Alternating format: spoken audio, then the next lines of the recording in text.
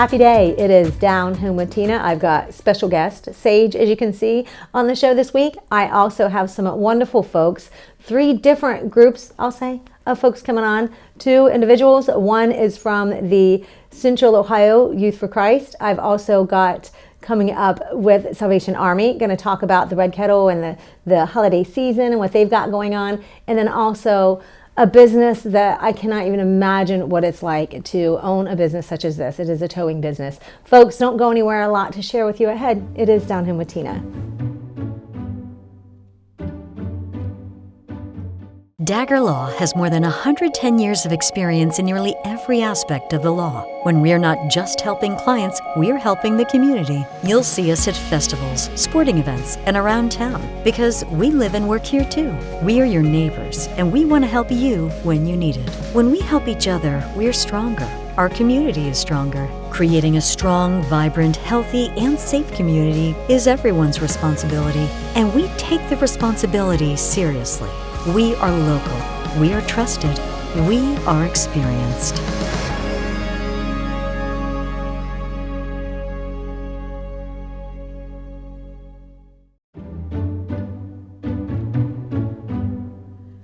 Welcome back to Down Home with Tina. I'm really excited to have a chaplain with me today.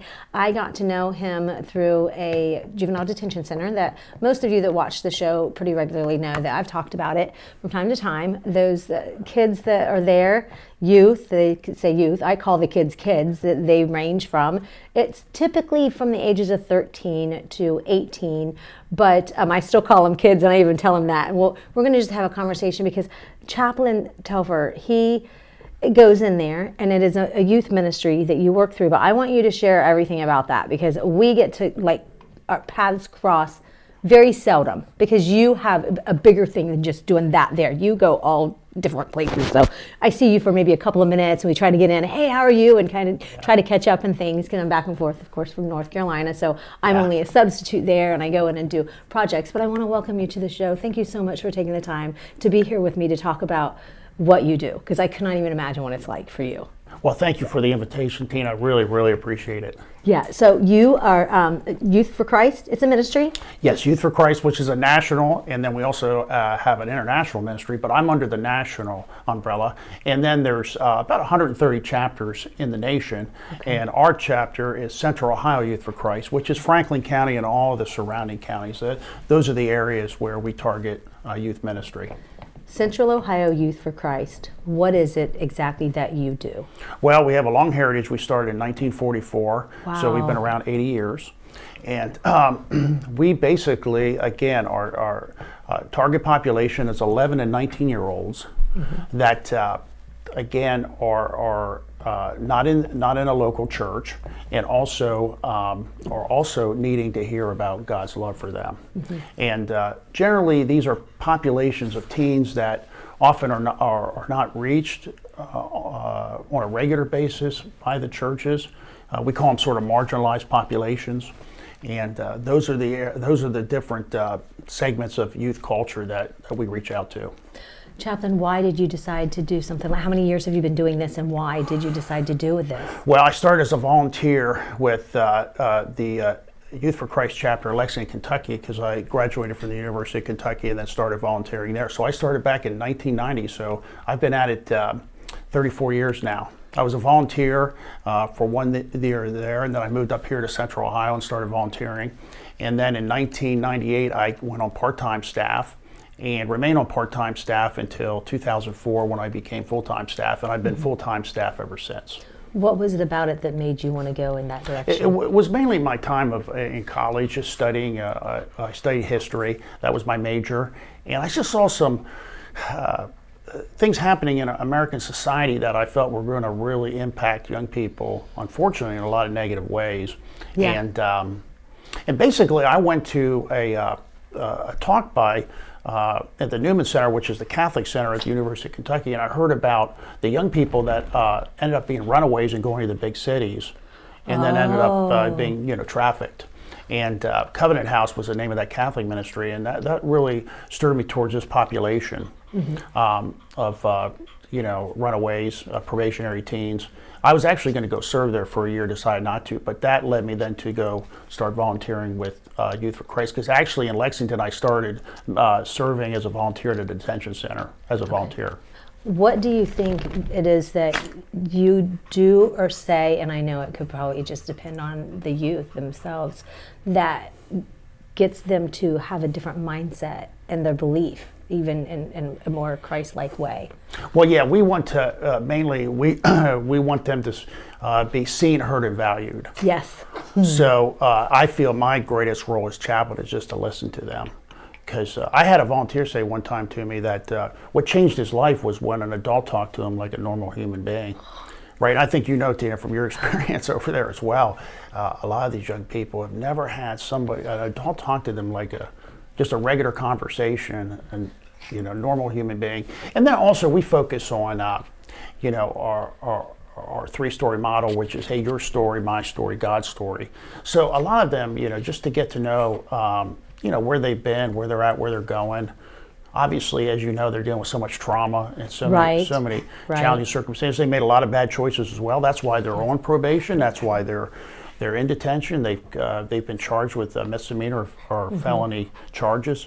But just to listen to them, and like you said, begin to have them maybe think in a different direction, a different mindset. We've got to give them hope. Absolutely. I mean, we really, truly do. And I know that there's a lot of turnaround. And well, actually being in the class sometimes too, I'll say, who wants to be a teacher at a juvenile detention center? Raise your hand.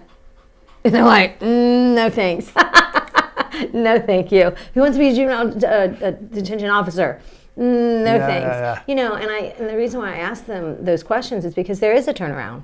Right. For probably teachers and the JDOs, juvenile detention officers. Absolutely. And why wouldn't they be? You have them come in, and I try to tell them, I'm just like, hey, you guys, you're coming in here, and you're going to push their buttons. You're going to push to see what you can get away with, because isn't that what all teenagers do? Mm-hmm. Not just the ones that are in a detention center. And something else I like to talk with them. I mean, they have a name now. They're juvenile delinquents.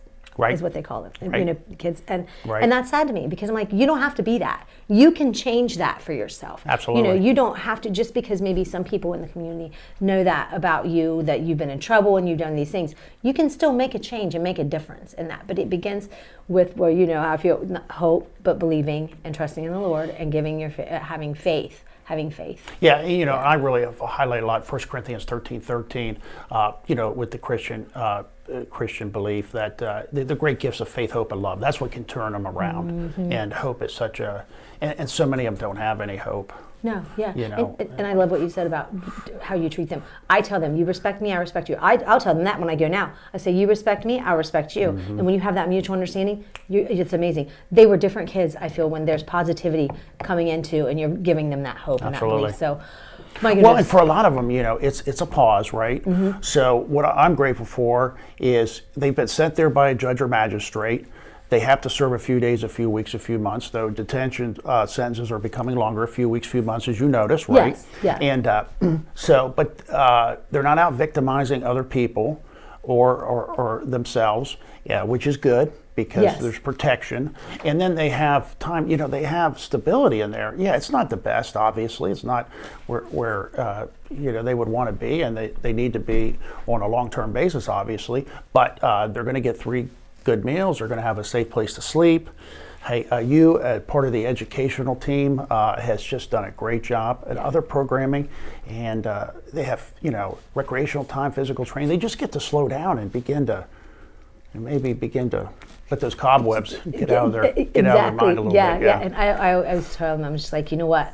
I'm here as a teacher, the JDOs, the other teachers, the whole staff, everybody, the admin, that we're here to guide you. Yes. Because obviously you need guided. I needed guided. And when you say it in that way, they go, yeah. I go, because I'm not trying to be a mean person. There are rules to follow, but we need to guide you with something better than what you've done from what you got you here. And they're smart kids. Oh, absolutely. Well, many of them are very, very high intelligence, and also they're risk takers.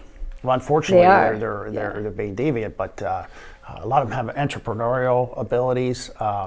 There's so much gifting. You know, it's interesting what you said about guidance, because our core ministry at Youth for Christ is called Juvenile Justice Ministry, but it first started out as youth guidance. Youth guidance. And all the way back in the 50s, it started in Chicago, you know, with teens that were in the juvenile court system. So about 1 more minute. For anybody that is interested in volunteering in something in a ministry such as this, what do you recommend that they do? Because I really feel that the need is there for that. Well, I would really speak to, you know, the detention commitments are down, and so the number of volunteers we have coming in the facility is covered quite well. Oh, good. But the greatest need, and I would point to Fairfield County, they have through the Fairfield County Juvenile Court, they have a mentoring program where an adult will be paired up with one of these youth. Now, these youth could be on diversion, they could be on probation, they might have gone to detention, maybe not.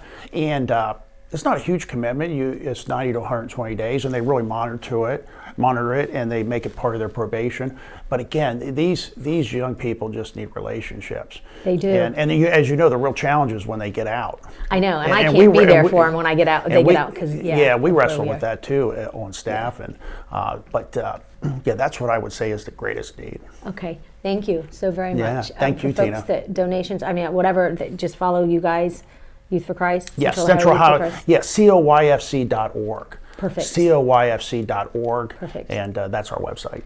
Thank you so much for being with me today. Folks, I hope that you can help out and do something for our youth, because they are, when it gets down to it. Can I say one more thing, yes, Tina? You can. Yeah, I just want to plug Tina and all the contributions she has brought to the Multi-County Juvenile Detention Center in Lancaster. She's just a great addition to the whole team there. Thank you. I love it. I can't get away. I just keep coming back to Ohio. I'm like, but thank you so much, Chaplain Telfer. Folks, don't go anywhere. I'll be back in just a minute. It's Down Home with Tina.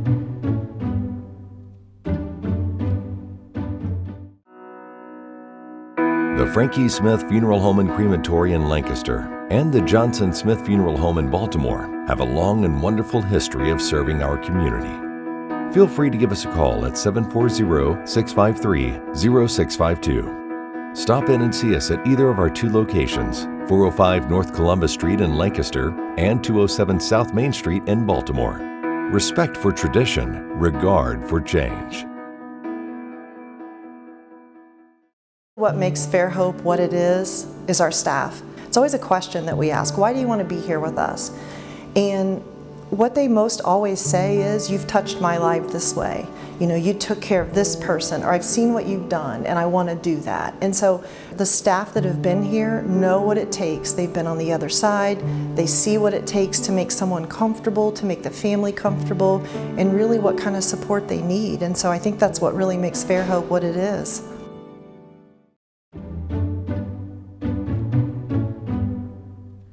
Welcome back to Down Home with Tina. I have Commanding Officer of Salvation Army, Lancaster and Fairfield County, Major DeMichael. I'm excited to have you with me. We've been trying for a little while, so I'm just excited to get to know you a little bit and find out about you. Well, yes. And all that you guys have got going on with the Salvation Army, because tis the season, would you say? Oh, absolutely, absolutely. You could say that it is our crazy season, if ever one existed. So, but thank you, Tina, for having me on. It's wonderful to finally be able to join with you and to be able to talk about what we've got going on.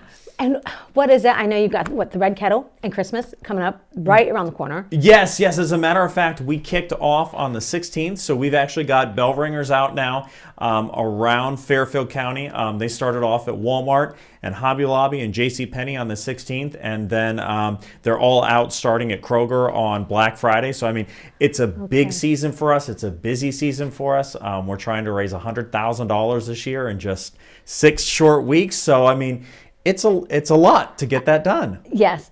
Major DeMichael, what is it that the $100,000 that you're raising and those funds, what does that go towards? Well, that's going to go towards supporting what we're doing at Christmas. So whether that's, supporting Toys for Kids, or it's supporting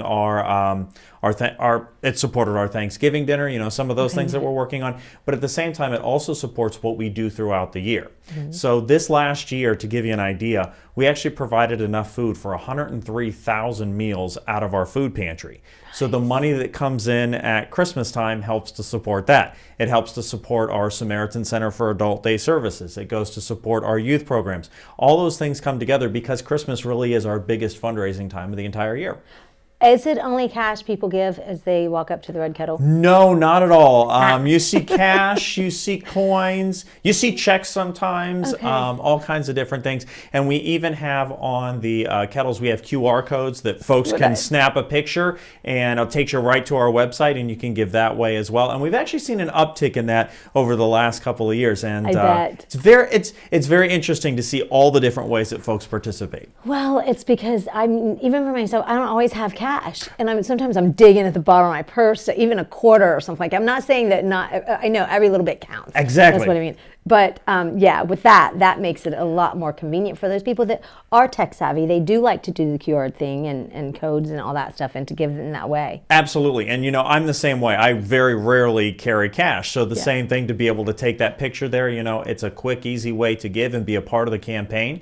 And all those dollars add up too. And so it gets us to that, that ultimate number that we're looking for to be able to serve our county this year. How do you get the volunteers to be willing to stand out there? Because it gets really, really cold in that season. It does. It's funny that our Kroger stores, all of those locations are inside. And so people love to stand at those stores. Walmart, it's a little different there. But actually, we have a website this year, registertoring.com. Nice. And they can go there and actually sign up for 2 hours or 200 hours. Whatever they'd like to do, and it makes a big difference. If we don't have volunteers, we have to pay folks to stand there, which is it has its pluses and its minuses. One of the good things is that for a lot of our folks that stand kettles that are our paid bell ringers, that helps them to be able to provide Christmas for their families, and it gives them a little bit of extra money throughout the year. So it's a good thing both ways there. But there's just something about the volunteers that are out there. They just seem to have a little bit of extra pep in their step, and they can say things to friends that come past those kettles that if I did, I would probably get arrested. So it's a good thing. It's a good thing. So we love having volunteers out on the kettles. Very, very, very good. What else do you guys do that you would like to share with the community, just to let them know that the fun and awesome things other than this and the meals that you offer? Oh, well, absolutely. As a matter of fact, right now we've got our Angel Tree program going on as well. We are up right now about 20% in the number of requests that we have for kids requiring Christmas support this year. And so in Fairfield County, we've been fortunate that we have a host of donors that will come together to help provide Christmas for these kids. And it really is, it's heartbreaking and encouraging at the same time, because we have some kids who on their Angel Tree tag, when they fill out the application, they'll ask for something simple like a bed, something that we take for granted. And the most amazing thing to me is that we have donors here in town that will buy beds. And so our Christmas distribution warehouse, you will see lines of mattresses and beds and things like that, where donors have really stepped up to be able to provide those things for kids. Major DeMichael, they have to be new mattresses. They are all, everything we give out as part of our Christmas distribution is brand new. Okay. And so it is just, it's an amazing thing to see. And so we have a host of volunteers that will gather all of those, will package all of those, and get those out to the families that have come in for assistance. And it's such a cool thing with our program that the Angel Tree tag that you take for that child, you're providing that child's Christmas. Correct. So it is one-on-one right across. It is just an amazing thing to see as we're able to serve folks here in the county. Where can you find some of those Angel Trees? Well, Do you know of some of them? I know some of them off the top of Yes. my head. So we've got the YMCA is actually going to be hosting one for us this year. Nice. WITS is hosting one for us. Club Pilates up in Pickerington is hosting one for us. Okay. But you can also always give us a call at the office, 740-687-1921. And one of our staff members will get you in contact with Major Laura, my much better looking counterpart, and my wife, who takes care of all of that for us. So, she's more than happy to plug folks in. Are you always looking from year to year to add more Always. folks to have the Angel Trees Always. locations? Always.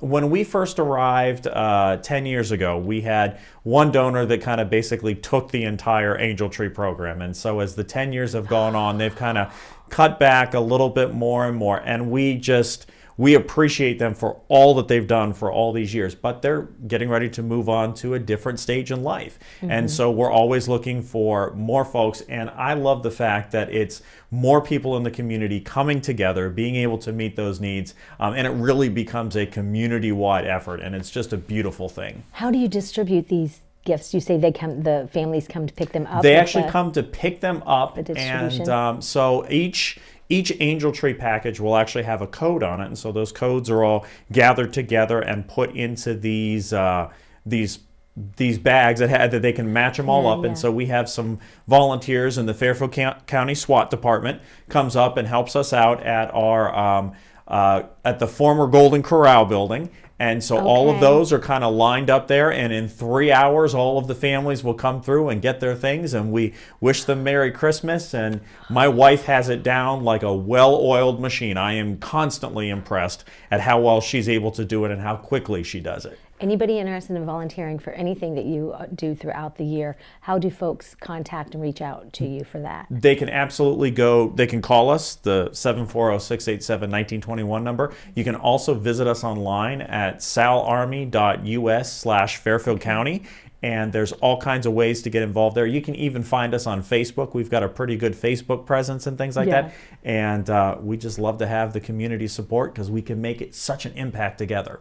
Absolutely. Anything that we're missing before we go? Because I have one more question to ask you. I don't think so on that stuff. I think that's Christmas. I think that's Christmas in a nutshell. Why did you decide to choose a career such as this? You know, that's a great question. I'll be honest that as a college student, I wanted to go work for Disney. That was my plan. I wanted to run Disney World. But my mother and father were Salvation Army officers as well, just as I am. Oh, nice. And we actually go back about 5 generations on my side of the family. And so I felt that it was a calling from God to come and serve in this capacity. And that's where we ended up. Both my wife and I felt called, and so my wife and I are actually both ordained ministers and officers in the Salvation Army, and it was just where we were supposed to be. And so most days I can tell you that we never look back. There's other days that you sometimes wonder, but because there are good days and you have tough days. But we have been absolutely blessed to have served here in Fairfield County the last 10 years, and continue to look forward to what's lying ahead of us. I love it. I love it. I'm a people person. I am a people person. I love people. But I have recently been working with young kids all day long. Sometimes I just go home and digress, and I don't want to see people. I want to see my dog. That's not bad. I think that's human, right? We just sometimes just want to. Absolutely. Absolutely. One more time, Major DeMichael, what is the contact information for anybody with the Salvation Army and anything you've got happening? Absolutely. You can call us at the office, 740-687-1921, or get us online at salarmy.us/Fairfield County. Thank you so much for being with me. Thank you. I appreciate it. Thank you. Folks, don't go anywhere. I've got one more. Well, there are 2 guests together coming up next. It's Down Home with Tina.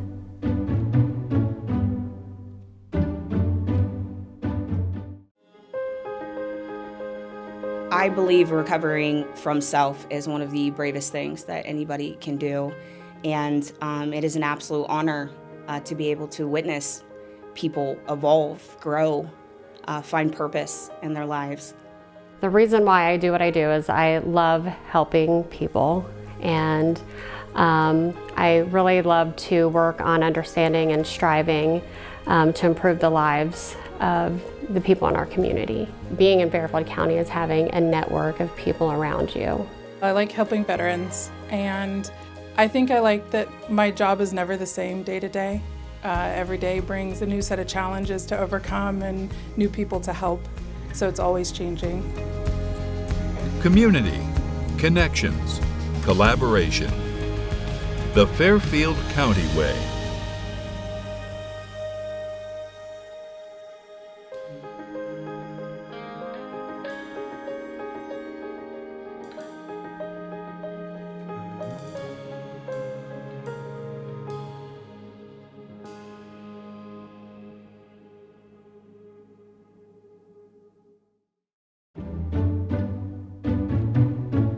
Down Home with Tina is brought to you by these amazing sponsors.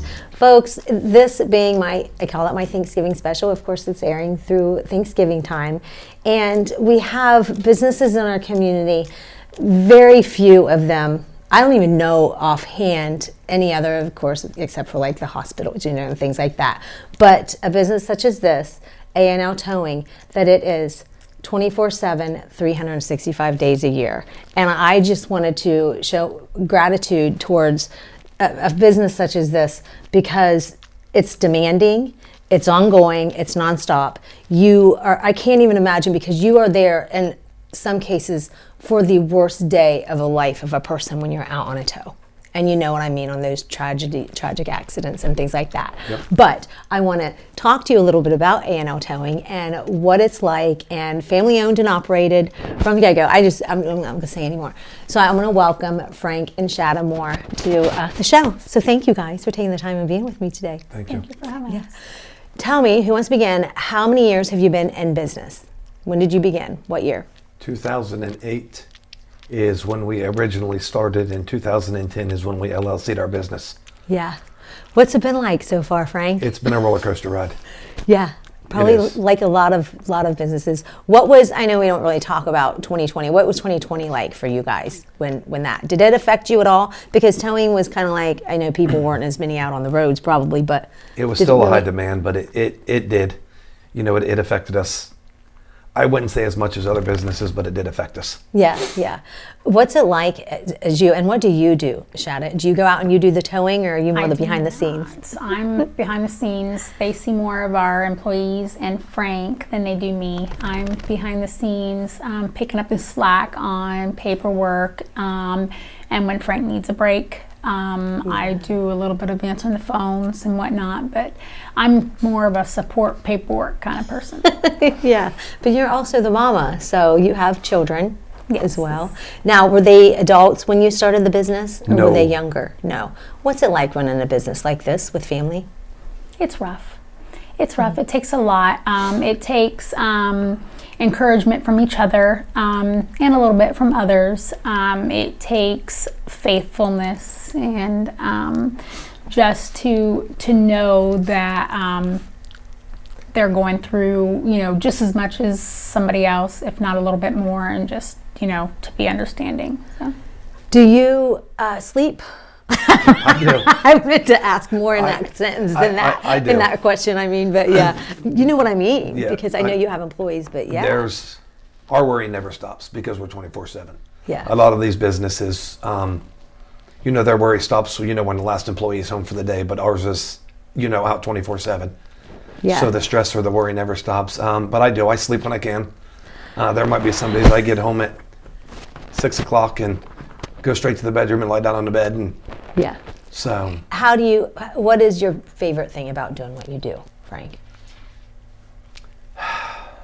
That's a hard question. Yeah. It is. I mean, the biggest thing is helping people. Because we see, so many different scenarios. Yeah. So. And it's hard. And I want people to remember too that you, as a towing business, you see those signs where it says you'll get towed, if you park here and stuff. You're the client of that business. I know, because I have a friend of mine that said, "Oh, I know him. He works with us. He does what." So you're doing what you need to do. Don't park where you're not supposed to park, please, friends, because it's holiday time. I know you guys don't want to have to be those people, but that is your job, and that's what you have to do. What you have to do to keep your clients. How do you think that you have been successful for all of these years to date? What is it that you think has made it? You guys have made it on. My biggest thing is family drive.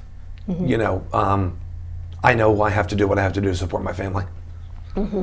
So, I mean, we've got a lot of return customers and clientele, but I mean, we still, on the average, we probably pick up 15 or 20 new clients a week, that call us maybe, for one time, and I think it's just the way that you treat them, the first aspect, that they return to you. I hope, folks, you keep in mind A&L Towing. What is your contact information? 740-654-3935. Awesome. Shada, anything you'd like to say before we go?